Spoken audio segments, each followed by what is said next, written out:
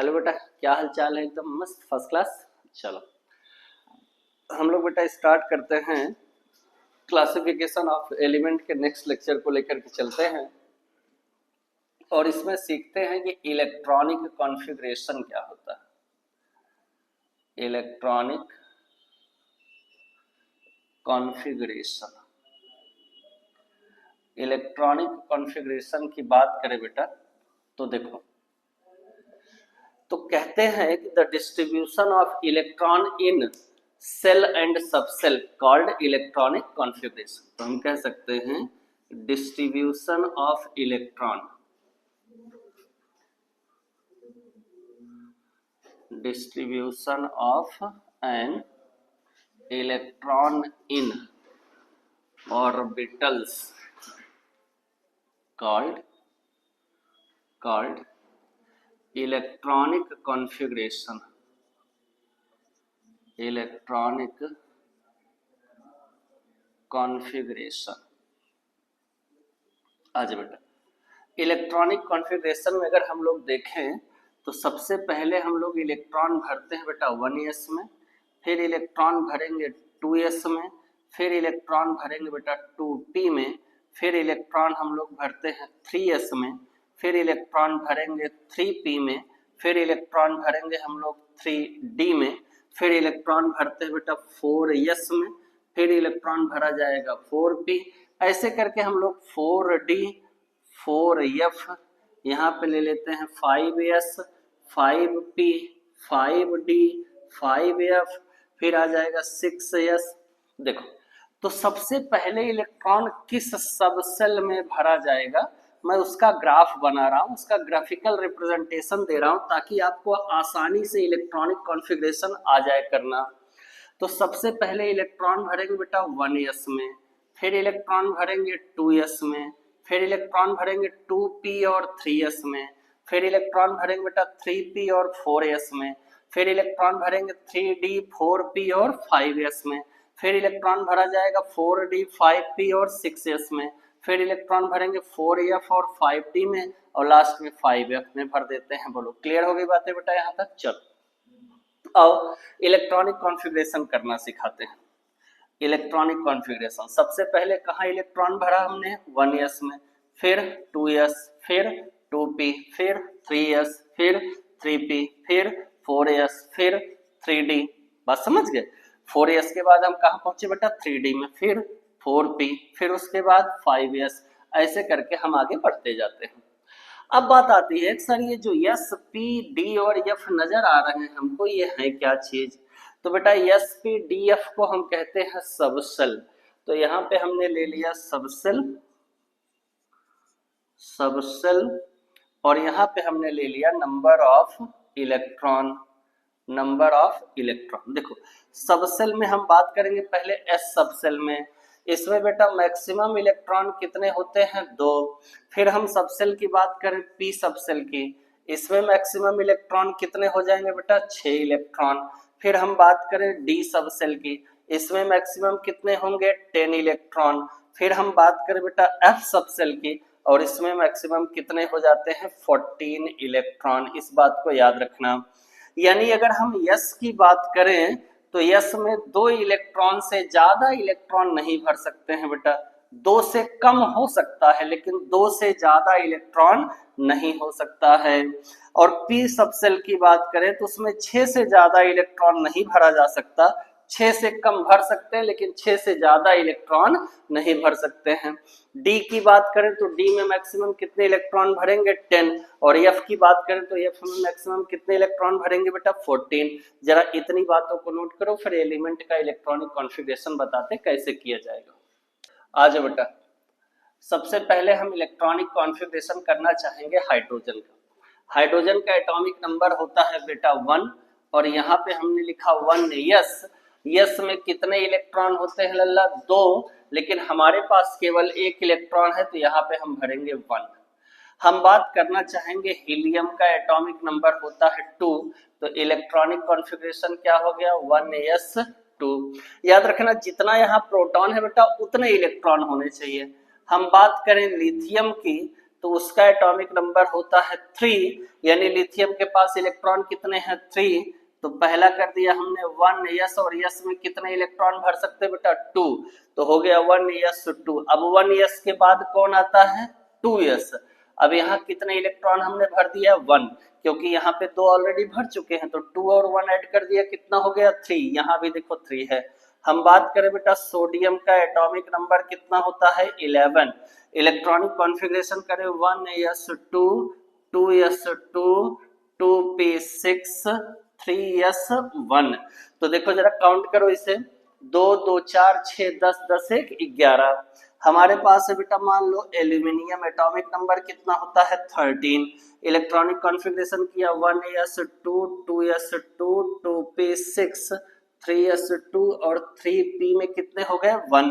देखो 2 2 4 6 10 2 12 1 13। क्लियर हो गई बात है। अब सुनना बेटा, ये जो इलेक्ट्रॉनिक कॉन्फ़िगरेशन है ये स्टेबल हो सकता है। तो आप पढ़ते हैं स्टेबल इलेक्ट्रॉनिक कॉन्फ़िगरेशन। क्या पढ़े बेटा स्टेबल इलेक्ट्रॉनिक कॉन्फ़िगरेशन। तो सुनना जरा ध्यान से, इलेक्ट्रॉनिक कॉन्फ़िगरेशन स्टेबल हो जाता है दो कंडीशन में। जब ऑर्बिटल कैसे हो जाए बेटा हाफ फिल्ड, ऑर्बिटल कैसे हो जाए हाफ फिल्ड, तो वो हो जाएगा स्टेबल इलेक्ट्रॉनिक कॉन्फ़िगरेशन। और या तो फिर ऑर्बिटल कैसे हो जाए बेटा फुल फिल्ड, ऑर्बिटल कैसे हो जाए फुल फिल्ड हो जाए, तो वो कैसा हो जाता है आपका स्टेबल इलेक्ट्रॉनिक कॉन्फ़िगरेशन। देखो जरा ध्यान से, अगर हम हाफ फील्ड की बात करें बेटा तो हमारे पास देखो सबसेल कितनी है 4, कौन कौन सी यस पी डी और एफ। देखो यस में मैक्सिमम कितने इलेक्ट्रॉन होते हैं 2 इलेक्ट्रॉन, तो हाफ फील्ड है तो कितना होना चाहिए 1 इलेक्ट्रॉन, यानी एन एस में 1 इलेक्ट्रॉन। एन पी में बेटा कितने हो जाएंगे, देखो पी में कितने होते हैं मैक्सिमम 6, तो कितने हो जाए बेटा 3, तो वो हाफ फील्ड हो जाएगा। और डी में कितने होते हैं मैक्सिमम 10 होते हैं, तो कितने हो जाए बेटा 5 हो जाए तो हाफ फील्ड हो जाएगा। और एफ में मैक्सिमम कितने होते हैं 14, तो कितना हो जाए 7 हो जाए तो क्या हो जाएगा हाफ फील्ड हो जाएगा। यानी जब ऑर्बिटल हाफ फील्ड हो जाते हैं, यानी जब सबसेल हाफ फील्ड हो जाती हैं, तो वो हो जाता है स्टेबल इलेक्ट्रॉनिक कॉन्फ़िगरेशन, यानी ये माना जाता है कि उसका कॉन्फ़िगरेशन स्टेबल है। या अगर हम फुल फील्ड की बात करें बेटा, फुल फील्ड की बात करें तो एन एस, यानी यस में कितने इलेक्ट्रॉन होने चाहिए 2 इलेक्ट्रॉन होने चाहिए। पी में कितने इलेक्ट्रॉन होने चाहिए बेटा 6 इलेक्ट्रॉन। डी में कितने इलेक्ट्रॉन होना चाहिए 10 इलेक्ट्रॉन। और एफ में कितने इलेक्ट्रॉन हो जाए बच्चा 14 इलेक्ट्रॉन। यानी जब आधे इलेक्ट्रॉन रहेंगे तो कहलाएगा हाफ फील्ड, और कंप्लीट रहेंगे बेटा तो वो क्या कहलाता है फुल फील्ड।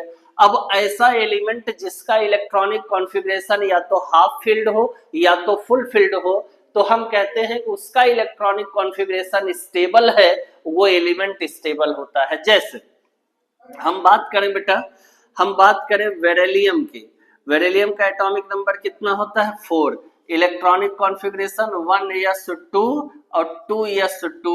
देखो ये कैसा है फुल फील्ड है। क्लियर हो गई बातें यहाँ तक। हम बात करें बेटा मैग्नीशियम की, एटॉमिक नंबर कितना होता है 12, electronic configuration 1s2 2s2 2p6 3s2। देखो लास्ट सबसेल क्या है बेटा फुल फील्ड है। हम बात कर ले नाइट्रोजन की, एटॉमिक नंबर कितना होता है 7, इलेक्ट्रॉनिक कॉन्फ़िगरेशन 1s2 2s2 और 2p कितना हो जाएगा बेटा 3। देखो p में कितने इलेक्ट्रॉन आ गए 3, तो ये कैसा हो गया हाफ फील्ड, ये कैसा हो गया बेटा हाफ फील्ड हो गया। और ये दोनों कैसे हो गए फुल फील्ड हो गए। क्या मेरी इतनी बातें समझ में आई, कोई दिक्कत तो नहीं है। इसको नोट करो, फिर पढ़ते हैं वैलेंसी क्या होती है, जल्दी से नोट करो। देखो आ जाओ बेटा, शुरू करते हैं वैलेंसी। बात करते हैं कि वैलेंसी क्या है, वैलेंस सेल क्या है, वैलेंस सेल इलेक्ट्रॉन क्या है, या वैलेंसी हम कैसे कैलकुलेट करते हैं। देखो तो सबसे पहले हम पढ़ना चाहेंगे वैलेंस सेल। सबसे पहले हम बात करना चाहेंगे बेटा वैलेंस सेल के बारे में। तो कहते हैं the outer most shell, the outer most shell of any element is known as valence shell. आ जाओ बेटा, किसी भी एलिमेंट के इलेक्ट्रॉनिक कॉन्फ़िगरेशन में जो आउटर मोस्ट सेल होती है उसी को कहते हैं वैलेंस सेल। जैसे लिथियम का atomic number 3, electronic configuration 1s2 2s1, तो ये इसकी आउटर मोस्ट सेल है, तो ये क्या कहलाएगी बेटा? वैलेंस सेल कहलाएगी। बोलो, क्लियर हो गई बातें? यहाँ कोई दिक्कत तो नहीं है। हम बात करें नाइट्रोजन के एटॉमिक नंबर होता है बेटा 7, 1s2 2s2 2p3, तो इसकी वैलेंस सेल कौन कौन सी है? 2s और 2p। तो आउटर मोस्ट सेल ही क्या कहलाती है? वैलेंस सेल कहलाती है। अब बात आती है बेटा वैलेंस इलेक्ट्रॉन की। किसकी बात आती है? वैलेंस इलेक्ट्रॉन की। तो जो वैलेंस इलेक्ट्रॉन होता है, जरा ध्यान से सुनना हो क्या है, तो कहते हैं total number of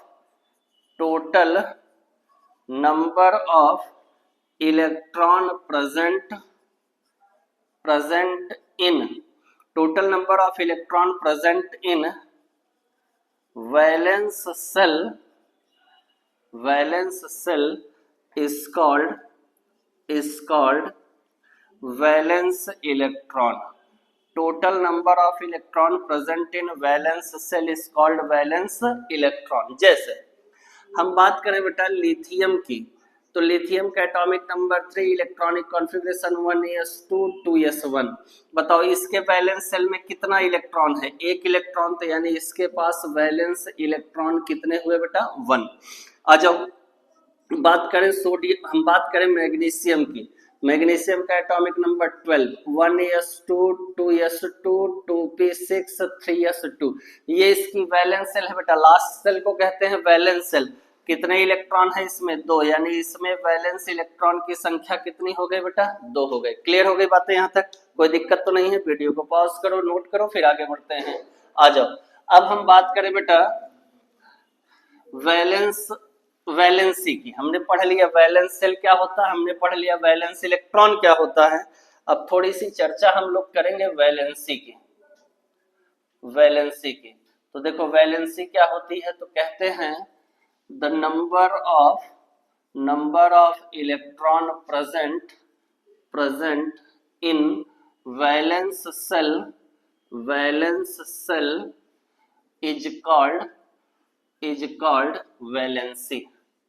is called valency. किसी भी एलिमेंट के वैलेंस सेल में जितना इलेक्ट्रॉन प्रेजेंट होता है उसी को क्या कहा जाता है? वैलेंसी। लेकिन एक लफड़ा है बेटा, if more than 4 electron present in valence shell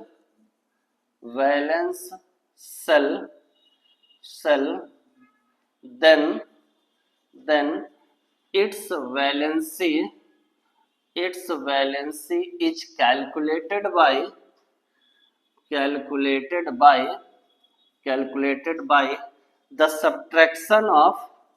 the subtraction of 8।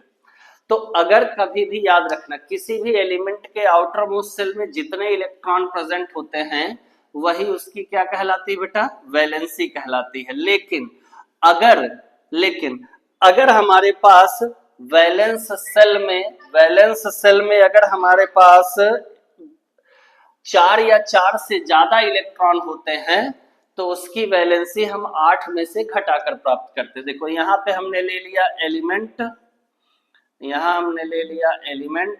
और यहाँ पे हमने ले लिया बेटा इलेक्ट्रॉनिक कॉन्फ़िगरेशन, यहाँ हमने ले लिया वैलेंस सेल, यहाँ हम ले लेते हैं बेटा वैलेंस इलेक्ट्रॉन, और यहाँ हम ले लेते हैं वैलेंसी। बताओ क्या इतनी बातें समझ में आ गई बच्चा? हाँ, एलिमेंट की अगर हम बात करें तो एलिमेंट हमारे पास है बेटा lithium, atomic number 3, electronic configuration 1s2 2s2। Valence shell हमेशा कौन होगी, आउटर मोस्ट सेल। तो आउटर मोस्ट सेल कौन सी है इसकी, 2s। तो वैलेंस सेल कौन सी हो गई बेटा, 2s। इसमें कितने इलेक्ट्रॉन है, 2 इलेक्ट्रॉन। तो इसके पास वैलेंस इलेक्ट्रॉन कितने हुए, 2। तो वैलेंसी इसकी कितनी हो गई बेटा, 2 हो गई। क्लियर हो गई बातें।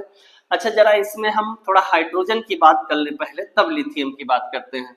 पहले हम हाइड्रोजन की बात कर ले बेटा। तो हाइड्रोजन का एटॉमिक नंबर कितना, 1। Electronic configuration 1s1। Valence shell 1s, valence electron 1, valency कितनी हुई, 1। क्लियर हो गई बातें यहाँ तक। लिथियम की बात करें बेटा, लिथियम का एटॉमिक नंबर 3। तो electronic configuration 1s2, 2s1। Valence shell कौन सी हुई, 2s। वैलेंस इलेक्ट्रॉन कितने हुए बेटा, वैलेंस इलेक्ट्रॉन हुए 1, वैलेंसी कितनी हो गई, 1। क्लियर हो गई बातें यहाँ तक।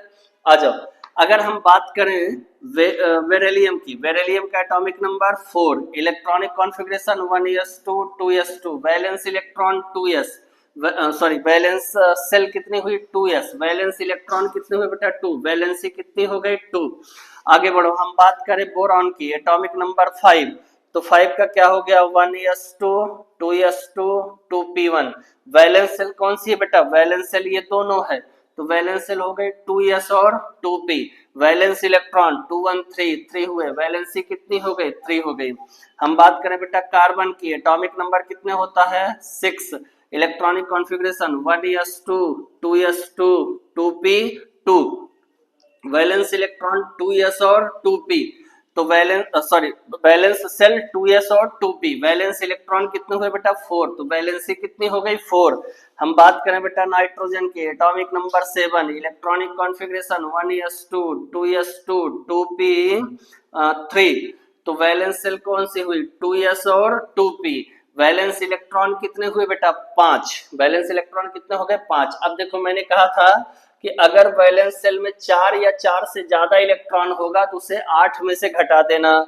यहाँ वैलेंस सेल में कितने इलेक्ट्रॉन आ गए, 5। 8 में से घटाओ कितना है बेटा, 3। तो यानी वैलेंसी कितनी हो गई इसकी, 3। क्लियर हो गई बातें यहाँ तक। ऐसी ऑक्सीजन की वैलेंसी कितनी हो जाएगी, 2। फ्लोरीन की वैलेंसी कितनी हो जाएगी, 1। जरा इतनी बातों को नोट करो फिर आगे बढ़ते हैं। आ जाओ बेटा, शुरू करते हैं कैलकुलेशन ऑफ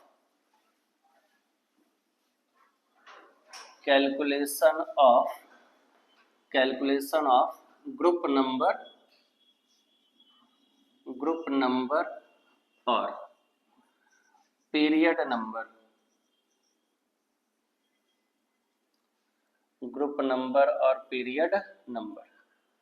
आजा बेटा शुरू करते हैं। सबसे पहले हम लोग बात करें, देखो इसको निकाल सकते हो इलेक्ट्रॉनिक कॉन्फ़िगरेशन से। इलेक्ट्रॉनिक कॉन्फ़िगरेशन कैसे करते हैं बेटा, हम लोग इलेक्ट्रॉनिक कॉन्फ़िगरेशन करते हैं n s, और यहाँ पे क्या होता है, नंबर ऑफ इलेक्ट्रॉन, ऐसे किया जाता है। देखो ये जो सामने नंबर लिखा रहता है n, इसे हम लोग कहते हैं पीरियड नंबर। और ये जो नंबर ऑफ इलेक्ट्रॉन, यहाँ जितने इलेक्ट्रॉन रहते हैं इसी से फाइंड किया जाता है ग्रुप नंबर। आओ दिखाते हैं कैसे करो। देखो हम अगर बात करें s ब्लॉक एलिमेंट की अगर हम लोग बात करें बेटा, तो s ब्लॉक एलिमेंट के लिए जो इलेक्ट्रॉनिक कॉन्फ़िगरेशन है वो होता है ns1, या तो फिर होता है हमारा ns2। बात समझ गए। जैसे तो ये जो n हो गया हमारा, इसे हम लोग कहते हैं पीरियड, सॉरी हाँ, इसे हम लोग क्या कहते हैं बेटा, पीरियड कहते हैं। और ये जो नंबर होता है इसे हम लोग कहते हैं नंबर ऑफ ग्रुप या ग्रुप नंबर। इसे क्या बोला जाता है, ग्रुप नंबर। तो फर्स्ट ए ग्रुप याद रखना, हमारे पास 2 ग्रुप है। तो कैसे निकालते हैं एस ब्लॉक एलिमेंट में, जैसे हमारे पास कोई एक एलिमेंट आया, जैसे मान लो लिथियम है, एटॉमिक नंबर 3, इलेक्ट्रॉनिक कॉन्फ़िगरेशन किया 1s2, 2s1, ये हमने इलेक्ट्रॉनिक कॉन्फ़िगरेशन किया बेटा। तो हमने कहा कि ये जो सामने नंबर लिखे हुए हैं ये कहलाता है पीरियड नंबर। क्या कहलाता है, पीरियड नंबर। तो बताओ लिथियम किस पीरियड का हुआ, सेकंड पीरियड का हुआ। और ये जो ऊपर नंबर लिखा है इलेक्ट्रॉन का, ये कहलाता है बेटा ग्रुप नंबर। ये क्या कहलाता है? Group number. तो यहाँ कितना लिखा है? 1, यानी कि लिथियम किस ग्रुप का है? फर्स्ट ग्रुप का है। किस ग्रुप का है लल्ला? फर्स्ट ग्रुप का है। क्लियर हो गई बातें यहाँ से? इसी को हम लोग फर्स्ट ए ग्रुप भी बोला करते हैं। जैसे एक और एग्जांपल लेता हूँ, देखो सोडियम की बात करें बेटा, सोडियम का एटॉमिक नंबर 11 होता है, electronic configuration 1s2 2s2 2p6 3s1। Clear हो गई बात यहाँ तक? देखो लास्ट में, यही सबसे लास्ट वाला देखना, outer most orbit. Outer most orbit के आगे नंबर कितने लिखे गए हैं? 3। तो इसी को हम लोग क्या कहते हैं? Period number. इसको क्या बोलते हैं? Period number. और पीरियड नंबर कितना हुआ? 3, यानी सोडियम किस पीरियड का हुआ बेटा? थर्ड पीरियड का। और यहाँ देखो इलेक्ट्रॉनों की संख्या कितनी है? 1। और ये किसको डिफाइन करता है? ये ग्रुप नंबर को डिफाइन करता है। किसको डिफाइन करता है? ग्रुप नंबर को। और इसका जो ग्रुप नंबर है वो कितना हो गया बेटा? 1 हो गया। बोलो क्लियर हो गई बातें यहाँ तक? कोई दिक्कत? आ जाओ जरा मैग्नीशियम की बात कर लें। इधर देखो मैग्नीशियम का एटॉमिक नंबर कितना होता है बेटा? 12। मैग्नीशियम का atomic number 12। Electronic configuration 1s2 2s2 2p6 3s2।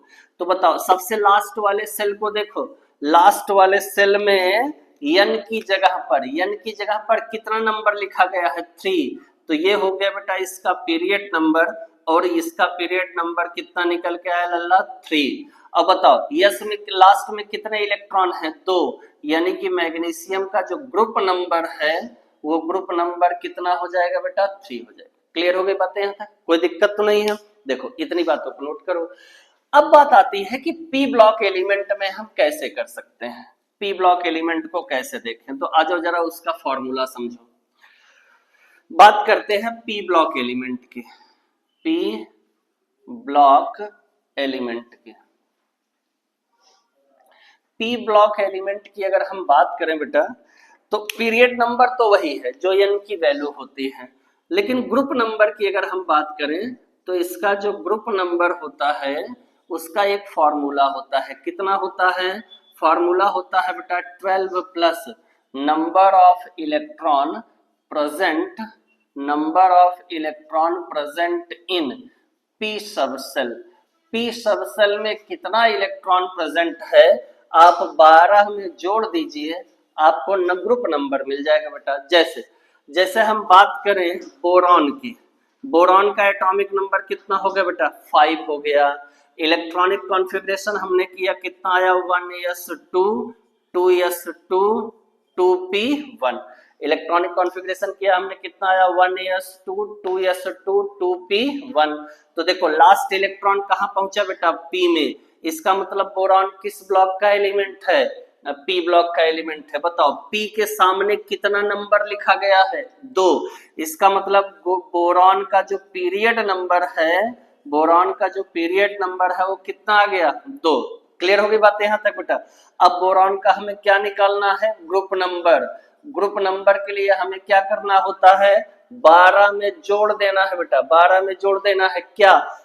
P में जितना इलेक्ट्रॉन प्रेजेंट हो 12 में 1 जोड़ेंगे कितना आएगा बेटा? 13th ग्रुप आ गया। बोलो क्या बात समझ में आई? जैसे हम लोग बात करें बेटा नाइट्रोजन की, नाइट्रोजन का एटॉमिक नंबर 7 होता है, इलेक्ट्रॉनिक कॉन्फ़िगरेशन 1s2 2s2 और 2p3 होता है। क्लियर हो गई बातें? तो देखो p के सामने एक कितना नंबर लिखा गया है? 2। यानी इसका जो पीरियड नंबर है, इसका जो पीरियड नंबर है बेटा, इसका जो पीरियड नंबर है वो कितना हो गया? 2 हो गया।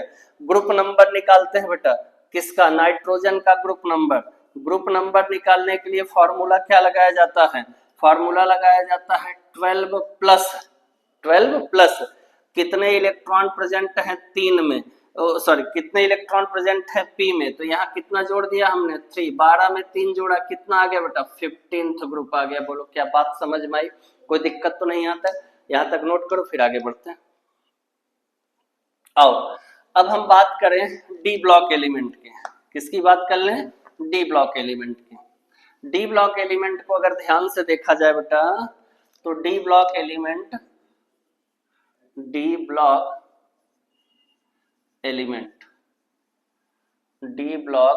एलिमेंट। देखो पीरियड नंबर तो वही होता है, आउटर मोस्ट सेल के सामने जितना नंबर लिखा रहता है यानी उसकी जो मेन सेल होती है वही कहलाती है पीरियड नंबर। जरा ग्रुप की बात कर लेते हैं, तो इसका ग्रुप नंबर कैसे निकालेंगे आप?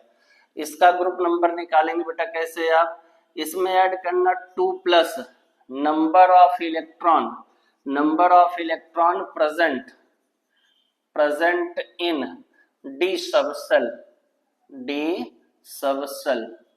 क्लियर हो गई बात है यहाँ तक? चलिए एक दो करके दिखाता हूँ आपको। देखो जैसे हम बात करें बेटा स्कैंडियम की, स्कैंडियम का एटॉमिक नंबर कितना होता है 21। Electronic configuration 1s2 2s2 2p6 3s2 3p6 4s2 और 3d1। क्लियर हो गई बात यहाँ तक? देख बेटा आउटर मोस्ट सेल कौन सी है, आउटर मोस्ट सेल है हमारी 4s2। आउटर मोस्ट सेल कौन सी है 4s2, क्योंकि इसके सामने का नंबर क्या है बड़ा है, यहाँ 3 है तो 4 ज्यादा होगा, तो आउटर मोस्ट सेल हमारी कौन सी हुई 4। यानी इसका जो पीरियड नंबर है, इसका जो पीरियड नंबर है बेटा वो कितनी हो गई हमारी 4 हो गई। क्लियर हो गई बात यहाँ तक? जरा ग्रुप नंबर की बात करते हैं। इसका जो ग्रुप नंबर होगा बेटा, ग्रुप नंबर के लिए मैंने फॉर्मूला क्या बताया, आप 2 में जोड़ दीजिए कितना इलेक्ट्रॉन प्रेजेंट हो कहां पर डी में, तो यहाँ पे 1 ऐड किया, कितना आ गया बेटा थर्ड ग्रुप। कौन सा ग्रुप आया? Third group. क्लियर हो गई बात यहाँ तक? एक और एग्जांपल लेते हैं, बात करें बेटा वैनेडियम की। वैनेडियम का एटॉमिक नंबर कितना होता है 23। इलेक्ट्रॉनिक कॉन्फ़िगरेशन करें तो 1s2 2s2 2p6 3s2 3p6 4s2 और 3d कितना आ जाएगा बेटा 3 आ जाएगा। क्लियर हो गई बातें यहाँ तक? बताओ आउटर मोस्ट सेल कौन सी हमारी 4s, तो यहाँ पर पीरियड नंबर कितना हो जाएगा, पीरियड नंबर हो गया बेटा हमारा 4। पीरियड नंबर कितना हो गया बेटा 4। अब देखो हमें क्या निकालना है ग्रुप नंबर, अब क्या निकालना है हमको ग्रुप नंबर, और इसका ग्रुप नंबर कितना हो जाएगा बेटा, देखो डी में कितने इलेक्ट्रॉन है 3 और इसको जोड़ने कितने में है 2 में, तो 2 + 3 कितना आ गया 5th पीरियड। कितना आ गया बेटा 5th। याद रखना जो डी ब्लॉक के एलिमेंट है बेटा वो ग्रुप बी में प्रेजेंट है। किसमें प्रेजेंट है? बी में, यानी सबके सामने आप क्या लगा देंगे थर्ड बी, फिर यहाँ क्या लगा देंगे 5th बी। क्लियर हो गई बातें यहाँ तक बेटा? इतना नोट करो, फिर एफ ब्लॉक की तरफ बढ़ते हैं हम लोग। आ जाओ अब हम लोग बात करें एफ ब्लॉक एलिमेंट के, एफ ब्लॉक एलिमेंट के। देख बेटा एफ ब्लॉक एलिमेंट की बात करें, देखो इसमें तुम्हें बिल्कुल भी सोचना नहीं है। क्या नहीं सोचना मैं बताता हूँ। एफ ब्लॉक का एलिमेंट का पहला सीरीज कहाँ प्रेजेंट है 6th पीरियड में। कहाँ प्रेजेंट है 6th पीरियड में पहली सीरीज। कहाँ से शुरू है बेटा सेरियम से, और कहाँ पे याद करो मैंने बताया था सीने पर नदिया प्रेम की समाई हो गदगद तब्दील हुआ और तुम अब लौट कर आई। खत्म कहाँ होता है लुटेटियम पर। सेरियम का एटॉमिक नंबर कहाँ से शुरू होता है बेटा 58 से, और लुटेटियम का एटॉमिक नंबर कितना होता है 71 होता है। याद करो इसके बाद हॉफनियम आ जाता था 72 हो जाता था। तो और कौन सा प्रेजेंट है बेटा 7th पीरियड में। कौन प्रेजेंट है 7th पीरियड में। कहाँ से शुरू है याद करो थोरियम से शुरू है। हमने बताया था टांगों पर यूं नजर पड़ी अंबर चमका बिजली कड़की एहसान फरामोश मदहोश निकली लड़की। तो इसका एटॉमिक नंबर कितना हुआ करता था बेटा याद करो 90 हुआ करता था। ये थोरियम से स्टार्ट होती थी लॉरेंसियम पर जाकर खत्म हो जाती थी, और लॉरेंसियम का एटॉमिक नंबर कितना हुआ करता था बेटा 103 हुआ करता था। तो आपको यही इतना याद रखना है कि एटॉमिक नंबर कितना दिया गया है 58 से लेकर के 71 का पीरियड कितना है 6th पीरियड, और 90 से लेकर के 103 का पीरियड कितना है बेटा 7th पीरियड। ग्रुप नंबर के बारे में आपको बिल्कुल नहीं सोचना है, ये सब के सब कहाँ प्रेजेंट है लल्ला थर्ड बी में प्रेजेंट है। कहाँ प्रेजेंट है थर्ड बी में प्रेजेंट है। बोलो क्या इतनी बातें समझ में आ गई? कोई दिक्कत तो नहीं है? जरा इसको नोट करो बेटा, फिर आयनाइजेशन एनर्जी की तरफ बढ़ते हैं। आ जाओ बात करते हैं आयनाइजेशन एनर्जी की। बात करते हैं आयोनाइजेशन एनर्जी की।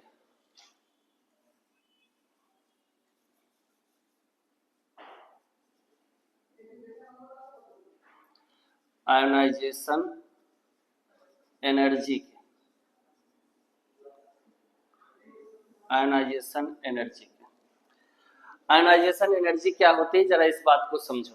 तो कहते हैं, जैसे देख लो, पहले समझ लो, यहाँ पे मेरे पास बेटा कोई एक एलिमेंट है, उसका न्यूक्लियस है पॉजिटिव साइन का, ये हो गया उसका फर्स्ट सेल, ये सेकंड सेल, ये बेटा थर्ड सेल, ये हो गई N1, ये हो गई N2, ये हो गई N3। बोलो क्लियर हो गई बातें यहाँ तक? यहाँ पर भी इलेक्ट्रॉन होगा बेटा, यहाँ पर भी इलेक्ट्रॉन होगा, और लास्ट सेल में भी इलेक्ट्रॉन होगा। देखो न्यूक्लियस का काम क्या होता है बेटा, इलेक्ट्रॉन को अपनी तरफ खींचना। न्यूक्लियस का काम क्या होता है, इलेक्ट्रॉन को अपनी तरफ खींचना। क्लियर हो गई बातें यहाँ तक? अब देखो, अगर मुझे इस इलेक्ट्रॉन को यहां से बाहर निकालना है, तो इस न्यूक्लियस ने इस पर जितना अट्रैक्शन लगा रखा है, इसको मैं तोड़ दूं तो ये इलेक्ट्रॉन बाहर चला जाएगा। तो बेटा किसी भी इलेक्ट्रॉन को अगर आपको बाहर निकालना है, तो उस एटम को क्या देनी पड़ती है, एनर्जी देनी पड़ती है। क्लियर हो गई बातें यहां तक? तो इसी को कहते हैं amount of energy, amount of energy required, amount of energy required to removal of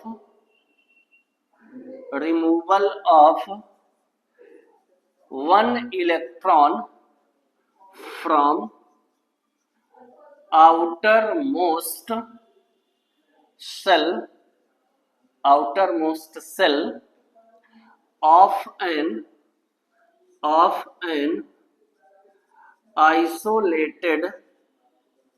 isolated gaseous atom is called ionization energy। Clear होगी बातें बेटा?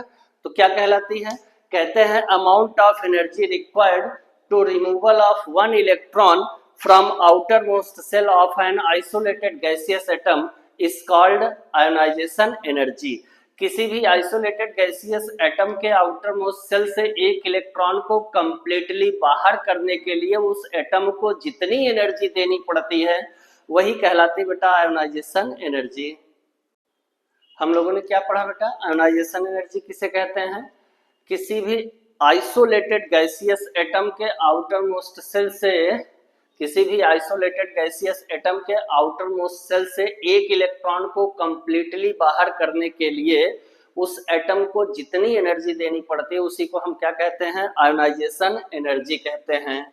आ जाओ बेटा, अब बात ये आती है कि आयोनाइजेशन एनर्जी जो होगी वो हम लोग इसका जरा ट्रेंड देखते हैं। तो कहते हैं कि पीरियड में जब हम लोग लेफ्ट टू राइट चलते हैं, तो left to right periodic table में चलेंगे बेटा तो उसे पीरियड बोलते हैं, और अप टू डाउन जब हम चलते हैं पीरियोडिक टेबल में तो उसे हम लोग ग्रुप बोलते हैं। क्लियर हो गई बातें? तो पीरियड या ग्रुप में हम आयोनाइजेशन एनर्जी की अगर बात करें बेटा, तो आयोनाइजेशन एनर्जी पीरियड में क्या होती है, डिक्रीज होती है, पीरियड में डिक्रीज होती है।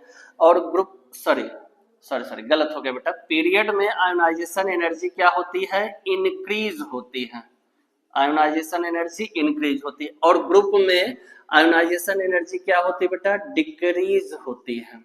देखो बात आती है कि पीरियड में आयोनाइजेशन एनर्जी बढ़ क्यों जाती है, तो सबसे पहली चीज तो इसका पहला फैक्टर यह है बेटा कि पीरियड में जेड इफेक्टिव की वैल्यू बढ़ जाती है, यानी पावर ऑफ न्यूक्लियस क्या होता है बेटा, बढ़ जाता है, और नंबर ऑफ सेल कांस्टेंट रहती है। लेकिन ग्रुप में आयोनाइजेशन एनर्जी घट जाती है। क्यों? इसकी वजह है कि जेड इफेक्टिव की वैल्यू क्या हो जाती है, कम हो जाती है। और ग्रुप में बेटा नंबर ऑफ सेल बढ़ जाता है। क्लियर हो गई बातें यहाँ तक? कोई दिक्कत तो नहीं है? आओ जरा हम बात करें हम बात करें बेटा फर्स्ट आयोनाइजेशन एनर्जी की, हम बात करें फर्स्ट आयोनाइजेशन एनर्जी की। फर्स्ट आयोनाइजेशन एनर्जी की अगर हम बात करें बेटा तो उसका जो ट्रेंड होता है वो होता है लिथियम की सबसे कम, उससे ज्यादा बेटा आ जाती है बोरॉन की, उससे ज्यादा आती है बेरिलियम की, उससे ज्यादा आ जाती है कार्बन की, फिर आएगी बेटा ऑक्सीजन की, उससे ज्यादा नाइट्रोजन की, उससे ज्यादा फ्लोरीन की, और सबसे ज्यादा किसकी आ जाएगी बेटा हमारे पास नियॉन की। अभी ऐसा क्यों हुआ समझाते हैं। फिर आता है सेकंड आयोनाइजेशन एनर्जी, क्या जाती है second ionisation energy. Second ionisation energy क्या होती है देखे जरा, तो सबसे कम होती है बेटा बेरिलियम की, उससे ज्यादा कार्बन की, उससे ज्यादा बोरॉन की, उससे ज्यादा नाइट्रोजन की, उससे ज्यादा फ्लोरीन की, उससे ज्यादा ऑक्सीजन की, उससे ज्यादा बेटा आ जाएगी आपकी नियॉन की, और सबसे ज्यादा किसकी हो जाती है लिथियम की। इस ट्रेंड को आप याद रखेंगे, इस बात को याद रखना। अच्छा इस ट्रेंड को याद कैसे रखोगे, तो इसका मैं एक छोटा सा निमोनिक बता रहा हूं, लिव बे कॉन फनी, लिव बे कॉन फनी। उसके बाद बता रहा हूं बेटा बेकवन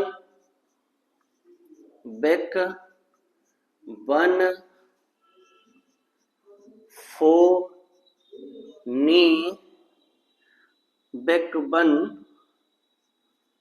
फो नी ली, ये याद हो जाएगा आपको। अब आपके सामने एक क्वेश्चन ये उठता है कि अभी मैंने कहा कि पीरियड में जब हम लोग लेफ्ट टू राइट चलते हैं तो आयोनाइजेशन एनर्जी बढ़ती है। तो पीरियड की बात करें बेटा तो लिथियम आएगा, फिर बेरिलियम आएगी, फिर boron, carbon, nitrogen, oxygen, fluorine और नियॉन, ऐसे आएगा। तो सबसे कम लिथियम की, उससे ज्यादा बेरिलियम, फिर boron, carbon, nitrogen, oxygen, fluorine और नियॉन, ऐसी होनी चाहिए थी। लेकिन जब एक्सपेरिमेंटल डेटा देखा गया तो लिथियम की सबसे कम, बेरिलियम बोरॉन की ज्यादा होनी चाहिए थी अकॉर्डिंग टू थ्योरी, लेकिन एक्सपेरिमेंटली बोरॉन की कम निकली, बेरिलियम की ज्यादा। बात समझ में है? ऐसी बताओ, बातें समझ गए? अच्छा ये क्यों हुआ, क्या वजह थी कि बोरॉन का आयोनाइजेशन एनर्जी कम हो गई और बेरिलियम की आयोनाइजेशन एनर्जी ज्यादा हो गई, इसे हम लोग पढ़ेंगे फैक्टर्स अफेक्टिंग आयोनाइजेशन एनर्जी में। जरा इतनी बातों को नोट करो फिर आगे बढ़ते हैं बेटा। आओ अब हम बात करें factors affecting ionisation energy.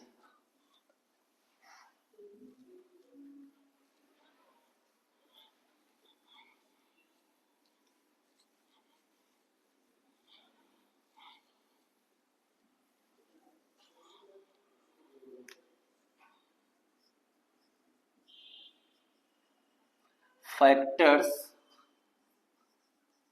Affecting ionisation energy. आ जाओ बेटा, देखते हैं कि वो कौन कौन से फैक्टर हैं जो आयोनाइजेशन एनर्जी पर अपना प्रभाव डाल सकते हैं। सबसे पहला पॉइंट पढ़ते हैं बेटा, इफेक्टिव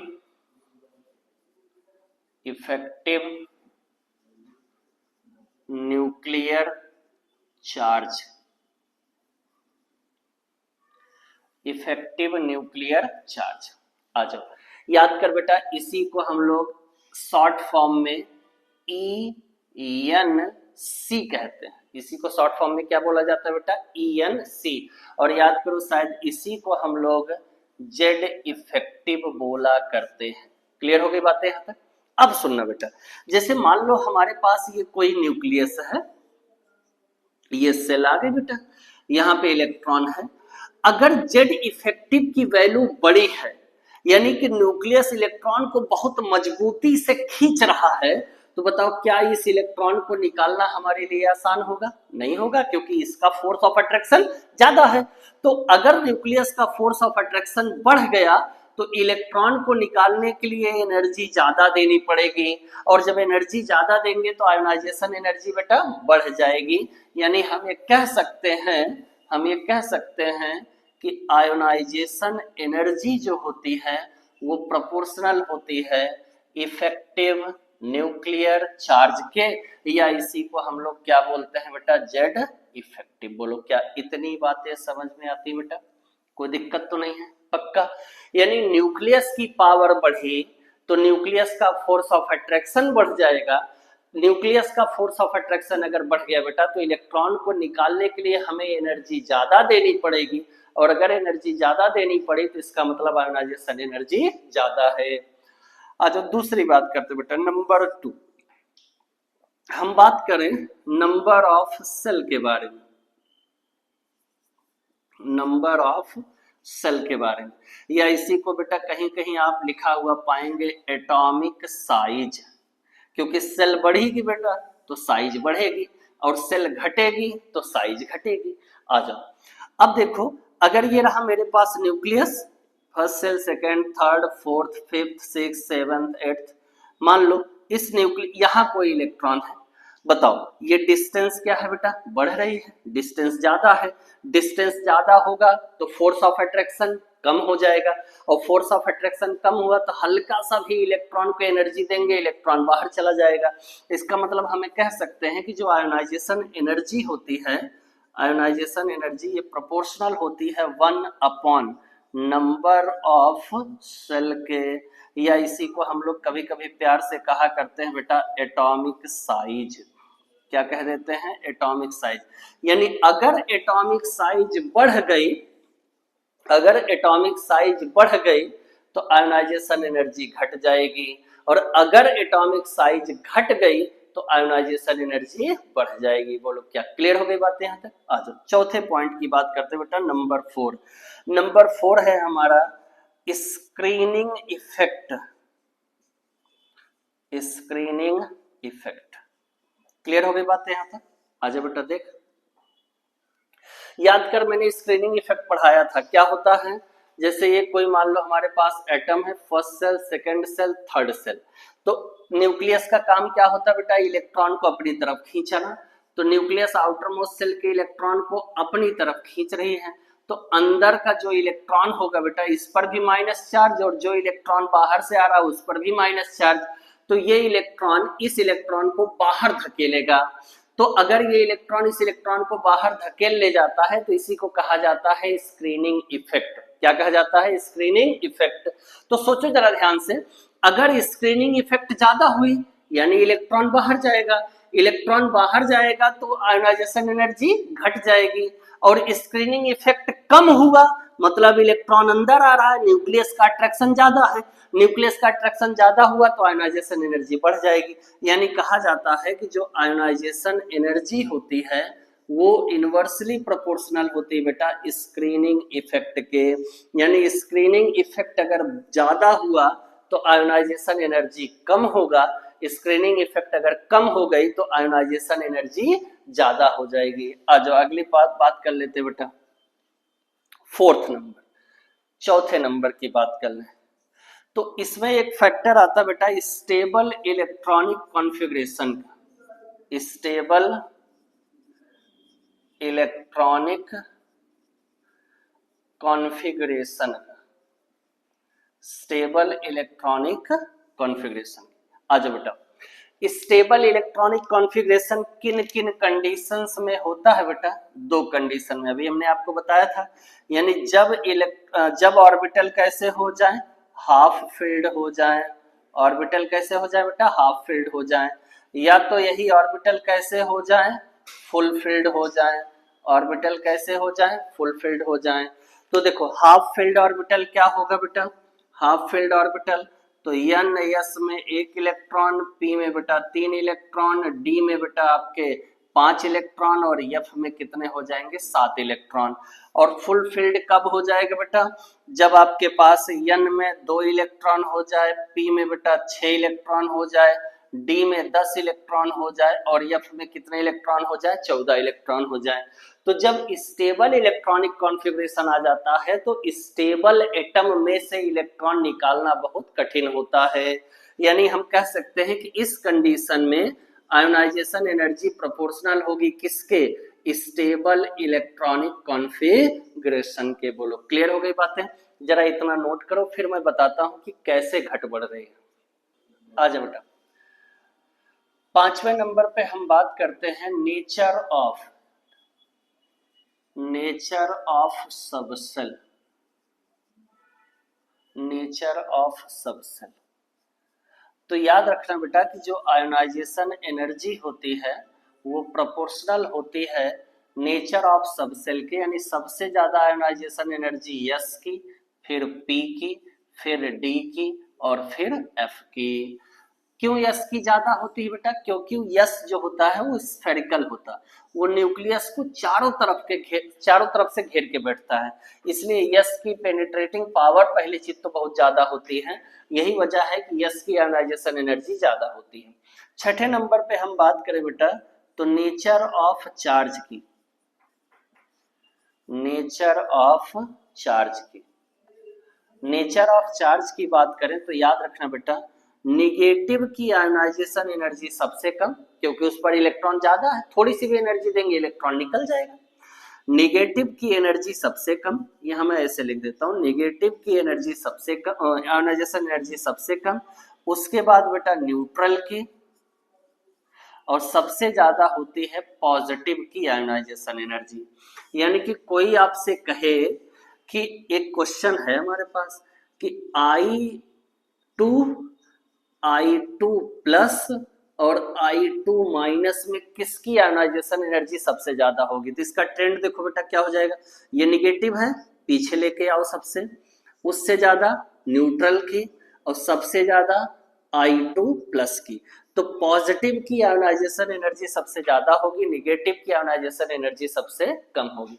अब देख बेटा, हम लोगों ने एक ट्रेंड लिखा था और उस ट्रेंड को क्या लिखा था, फर्स्ट आयोनाइजेशन एनर्जी को याद करो तो हमने लिखा था लिथियम, फिर उसके बाद बोरॉन, फिर बेरिलियम, फिर कार्बन, फिर ऑक्सीजन, फिर आता था बेटा नाइट्रोजन, और फिर आता है आपका फ्लोरीन, और लास्ट में आ जाता है नियोन।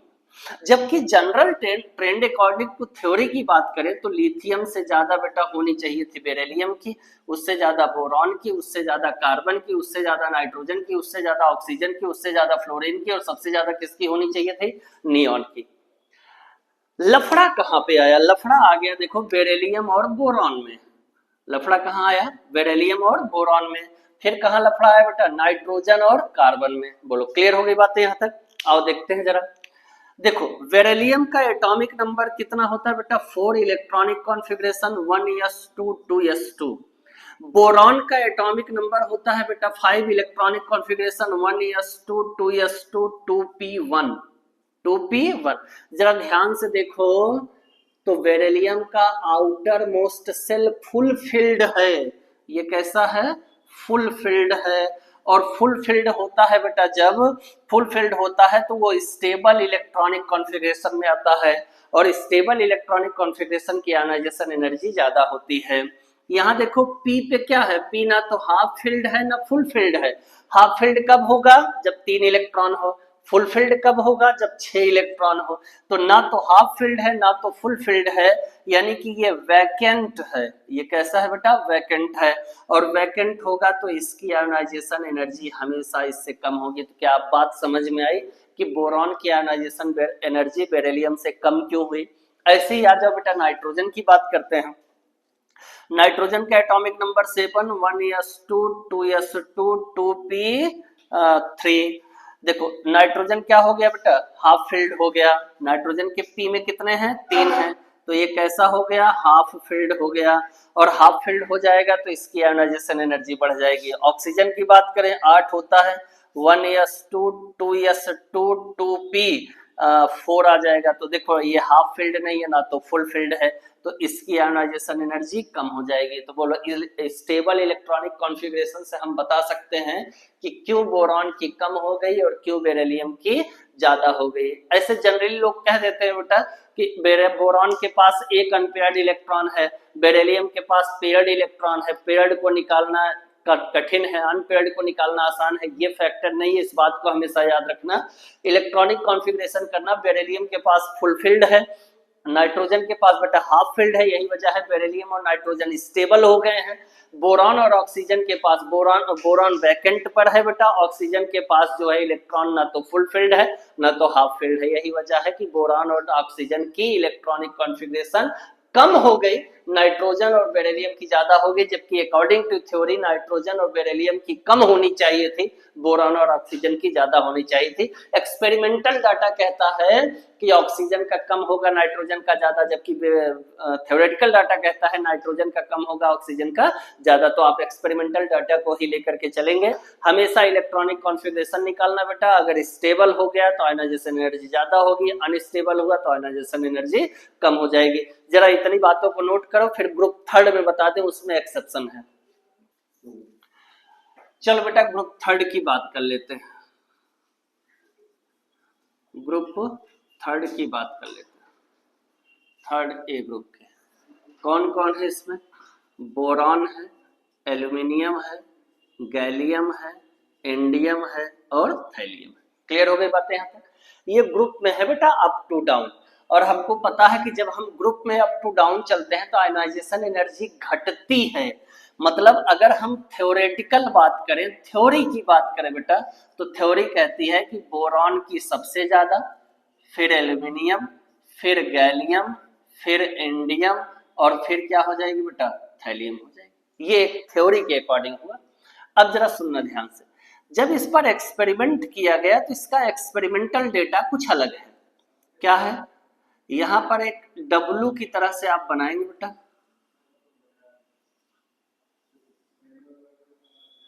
ये रहा, यहां रख दे। ये बोरॉन हुआ, ये एल्यूमिनियम हुआ, ये गैलियम हुआ, ये इंडियम हुआ और ये थैलियम हुआ। क्लियर हो गई बात है? अब देखो ये हो गई हमारी आयनाइजेशन एनर्जी और ये हो गया बेटा एटॉमिजेशन या एटम हो गया, साइज हो गई एटॉमिक साइज। देखो इसके हिसाब से ट्रेंड क्या निकल के आया? बोरॉन की सबसे ज्यादा, बोरॉन के बाद देख बेटा ये रहा बोरॉन, फिर आ गया आपका थैलियम, फिर कौन आया? थैलियम, फिर कौन आया बेटा? गैलियम, फिर कौन आ गया? गैलियम, उसके बाद कौन आया? एल्यूमिनियम, और लास्ट में कौन निकल गया? इंडियम। ये इसका रियल ट्रेंड है, ये इसका क्या है? Real trend. ऐसा क्यों? क्योंकि बेटा होता क्या है कि गैलियम के अंदर एक कॉन्ट्रैक्शन काम करता है जिसे हम लोग कहते हैं लेंथेनॉइड कॉन्ट्रैक्शन, लेंथेनॉइड कॉन्ट्रैक्शन। और थैलियम के अंदर एक कॉन्ट्रैक्शन काम करता है जिसे हम लोग कहते हैं एक्टिनॉइड कॉन्ट्रैक्शन, एक्टिनॉइड कॉन्ट्रैक्शन। इस कॉन्ट्रैक्शन के होने से साइज घट जाती है, और साइज जैसे ही घटेगी साइज छोटी होगी, और साइज छोटी होगी बेटा तो न्यूक्लियस का पावर बढ़ेगा, यानी कि न्यूक्लियस की पावर यानी जेड इफेक्टिव बढ़ जाएगा, इफेक्टिव न्यूक्लियर चार्ज बढ़ जाएगा। इफेक्टिव न्यूक्लियर चार्ज अगर बढ़ गया तो इलेक्ट्रॉन पर फोर्स ऑफ अट्रैक्शन बढ़ जाएगा, और फोर्स ऑफ अट्रैक्शन के बढ़ने से आयोनाइजेशन एनर्जी बढ़ जाएगी। ये एक्सेप्शनल केस है, जरा इसको याद कर नोट करो फिर आगे बढ़ते हैं। आज बेटा स्टार्ट करते हैं सक्सेसिव आयोनाइजेशन एनर्जी। देखो सक्सेसिव आयोनाइजेशन एनर्जी क्या होती है, कैसे निकालते बेटा? जैसे हमारे पास कोई एक एलिमेंट यम है, इसने अपने आउटर मोस्ट से एक इलेक्ट्रॉन निकाला तो इस पर आ गया +1, एक इलेक्ट्रॉन बेटा इसने निकाल दिया। अब जरा इसको पकड़िए +1, यम प्लस इससे एक इलेक्ट्रॉन निकाल दो बेटा, तो ये किस में बदल जाएगा? M+2 में। जरा M+2 को पकड़िए, इससे एक इलेक्ट्रॉन निकाल दीजिए, तो ये किस में बदल गया बेटा? M+3 में। क्लियर हो गई बातें यहाँ तक? देखो हम मान लेते हैं कि यहाँ पर जो आयोनाइजेशन एनर्जी है इसकी, आयोनाइजेशन एनर्जी E1 यानी फर्स्ट आयोनाइजेशन एनर्जी, यहाँ पे क्या मान लेते हैं बेटा सेकेंड आयोनाइजेशन एनर्जी, और यहाँ पे क्या मान लेते हैं बेटा थर्ड आयोनाइजेशन एनर्जी। क्लियर हो गई बातें यहाँ पे। अब ये देखो कि हम इस एटम को, इस यम को, इसके अंदर से इलेक्ट्रॉन निकालने के लिए हमने इसको एनर्जी दी है। इसका मतलब ये जो प्रोसेस है, एनर्जी दी गई है बेटा, जो एनर्जी इसने एब्जॉर्ब किया है, लिया है किसी से एनर्जी, तो इसकी एनर्जी की एंथैल्पी कैसी हो जाएगी बेटा पॉजिटिव, इसकी भी कैसी हो जाएगी पॉजिटिव, इसकी भी कैसी हो जाएगी पॉजिटिव। अब सुनो, अगर किसी एटम ने एनर्जी को एब्जॉर्ब किया है, लिया हुआ है, तो रिएक्शन कैसी होती है, एक्सोथर्मिक की एंडोथर्मिक। याद करो रिएक्शन दो तरह की होती है, एक रिएक्शन एक्सोथर्मिक होती है, एक रिएक्शन एंडोथर्मिक होती है। एक्सोथर्मिक वे रिएक्शन होती है जो एनर्जी को रिलीज करती है, एंडोथर्मिक वे रिएक्शन होती है जो एनर्जी को एब्जॉर्ब करती है। तो हमें आयोनाइजेशन एनर्जी निकालना, इलेक्ट्रॉन निकालना है। इलेक्ट्रॉन निकालेंगे तो एटम को एनर्जी देनी होगी, और जब एनर्जी देंगे बेटा इसे, तो कैसी रिएक्शन हो जाएगी एंडोथर्मिक, यानी ये रिएक्शन कैसी हो गई एंडोथर्मिक। ये भी कैसी हो गई बेटा एंडोथर्मिक, ये भी कैसी हो गई एंडोथर्मिक, और ये भी कैसी हो गई एंडोथर्मिक। बोलो इतनी बातें समझ में आई, कोई दिक्कत तो नहीं है। अब देखो, अब मैं इनको सबको ऐड करके अगर पूछूं तो देखो ionisation, first ionisation energy plus second ionisation energy plus third ionisation energy, ये वैल्यू हमेशा बड़ी होगी बेटा किससे, जीरो से, यानी कि ये हमेशा पॉजिटिव होगी। क्या मेरी इतनी बात समझ में आती बेटा, कोई दिक्कत तो नहीं है। यानी ये वैल्यू कभी निगेटिव नहीं हो सकती है, ये हमेशा पॉजिटिव होगी। वैसे भी देख लो बेटा, एक इलेक्ट्रॉन निकालने के लिए हमने जितनी एनर्जी दी है, अब एटम पर कैसा चार्ज आ गया है, पॉजिटिव चार्ज आ गया है, और एटम पर अगर पॉजिटिव चार्ज आ जाएगा बेटा तो उससे इलेक्ट्रॉन निकालना और कठिन हो जाएगा। क्यों? क्योंकि साइज घट जाएगी, और साइज घटेगी जब, तो न्यूक्लियस का फोर्स ऑफ अट्रैक्शन बढ़ेगा। न्यूक्लियस का फोर्स ऑफ अट्रैक्शन अगर बढ़ जाएगा बेटा, न्यूक्लियस का फोर्स ऑफ अट्रैक्शन बढ़ जाएगा तो इलेक्ट्रॉन को निकालना कठिन हो जाएगा। इलेक्ट्रॉन को अगर हमें निकालना है तो अब हमें पहले से ज्यादा एनर्जी देनी पड़ेगी, यानी फर्स्ट स्टेप से ज्यादा एनर्जी किसको देनी पड़ेगी हमें, सेकंड स्टेप की, और सेकंड से भी ज्यादा एनर्जी किसको देनी पड़ेगी, फर्स्ट स्टेप में। यानी कि ये ज्यादा एंडोथर्मिक है, ये इससे थोड़ा सा कम है, और ये सबसे कम है। बोल बेटा बात समझ में आया।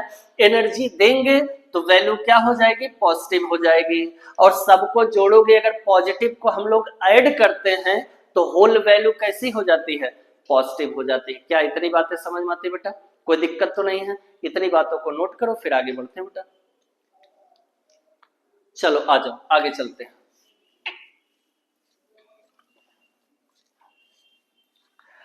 अब देखो आपसे क्वेश्चन पूछा जाएगा।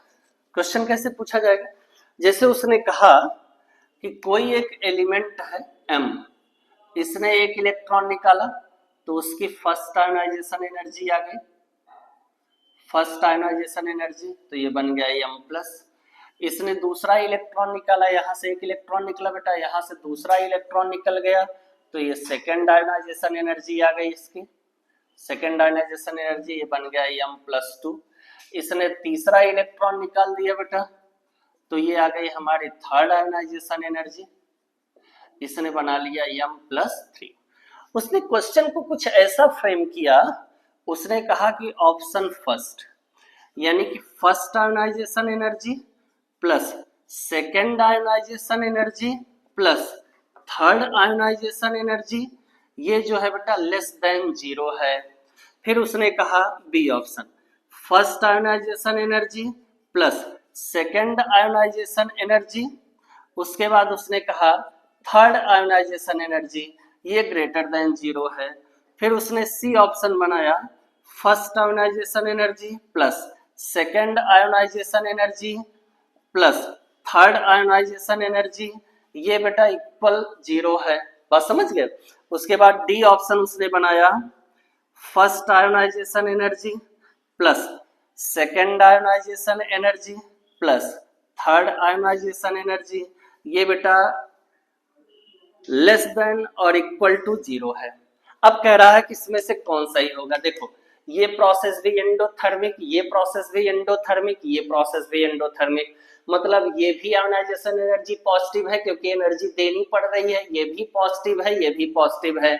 तो पॉजिटिव पॉजिटिव पॉजिटिव, जब तीन पॉजिटिव जुड़ेंगे टोटल वैल्यू कैसी होगी बेटा, पॉजिटिव होगी, यानी वो वैल्यू 0 से बड़ी होगी। बी ऑप्शन हमारा सही है। बोल इतनी बातें समझ में आई, इतनी चीजों को पढ़ते रहो बेटा। अगला लेक्चर आपको कल मिलेगा। All the very best.